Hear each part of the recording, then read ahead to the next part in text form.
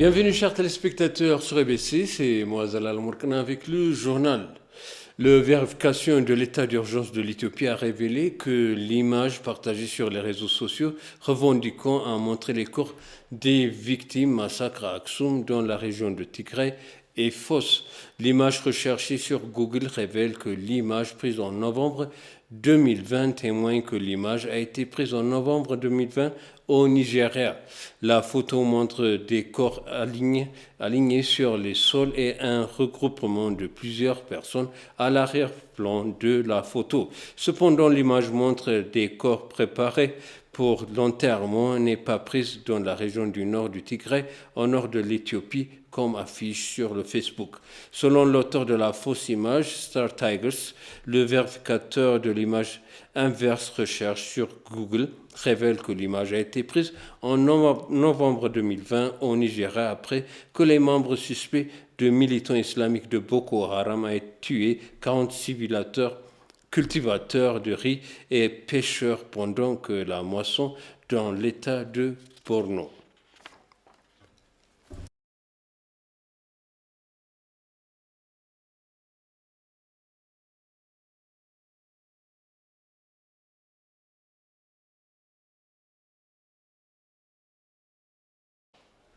L'Éthiopie est en train de lutter contre des informations fausses erronées qui circulent sur les réseaux sociaux et sur les médias occidentaux concernant les situations au Tigray. Malgré les tentatives du gouvernement éthiopien, de la diaspora et des diplomates et plusieurs mises d'Éthiopie pour clarifier la situation, le rapport sur la plupart médias de l'Occident reste exagéré et marqué par TPLF.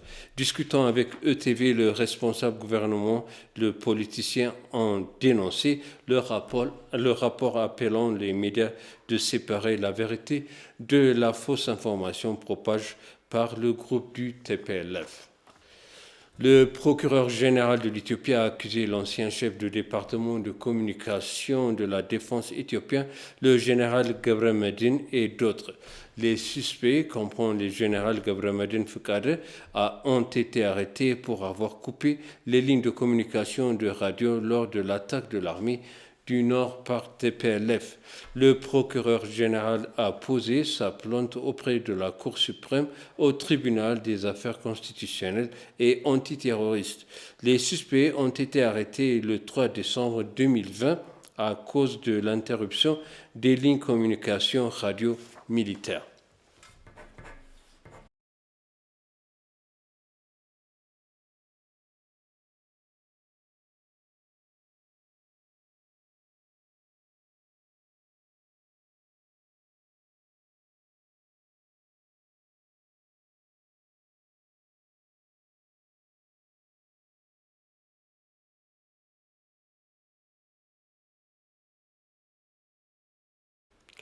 Et pour conclure, le comité de ministres de coordinateur du Centre national d'urgence a tenu sa réunion ordinaire et a examiné les activités des assistances humanitaires et de réhabilitation dans la région du Tigray.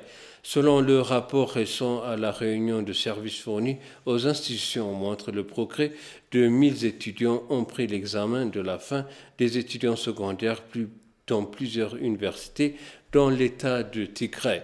La préparation pour reprendre les cours dans la région sont terminées.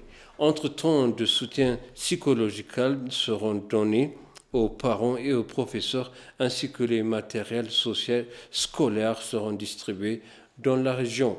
Le rapport indique que 75% des hôpitaux sont opérationnels.